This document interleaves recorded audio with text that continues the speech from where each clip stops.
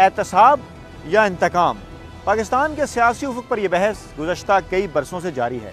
گزرے برسوں میں ہم اس ملک میں ایسا ادارہ کیوں نہیں تشکیل دے سکے جس پر سیاسی جماعتیں اور عوام اعتماد کریں؟ آئیے جانتے ہیں ارکان پارلیمنٹ سے۔ بد نصیبی یہ ہے کہ ایک پارٹی جب کرنا چاہتی ہے دوسری مخالفت کرتی رہی ہے، جب دوسری کرنا چاہتی ہے تو ایک مخالفت کرتی رہی ہے۔ تو ابھی تینوں اگر ایگری ہیں تو بیٹھ کے وہ دیکھیں کہ کیا بیسٹ ہے۔ لا بے شک رہے، لیکن لا میں جو ہے امینڈمنٹس ہونی چاہیے کہ جو برڈن آف دی پروف ہے وہ جس پہ آپ نے الزام لگا دیا، آپ اس کو کہتے ہیں کہ اب تم پروف کرو کہ تم نے نہیں کیا ہے۔ کرمنل جسٹس سسٹم جو ہمارا ہے اس میں بہت سے فلاز ہیں، بڑے لیکوناز ہیں۔ اس کی پروسیجرل جو اپلیکیشن ہے اس میں لوگوں کو یقیناً یہ احساس ہوتا ہے کہ ان کے ساتھ شاید ناانصافی ہو رہی ہے۔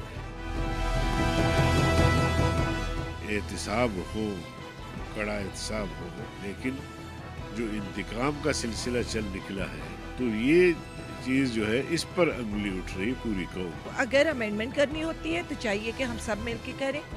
میں نے آپ کو کہا بل ہونی چاہیے جو انفارچونیٹلی نہیں ہے۔ کوئی کیس 4 سال چلتا ہے، کوئی 2 مہینے فارغ ہو جاتا ہے، تو what is the criteria to satisfied public at large? ارکان پارلیمنٹ کا کہنا ہے کہ جمہوریت کے ثمرات عام آدمی تک پہنچانے کے لیے بلا امتیاز احتساب ضروری ہے، تاہم احتساب کے ادارے کو مضبوط اور غیر جانبدار بنانے کے لیے مؤثر قانون سازی ضروری ہے۔ کیمرہ مین مدثر داؤد کے ساتھ فیاض راجہ، ڈان نیوز، پارلیمنٹ ہاؤس، اسلام آباد۔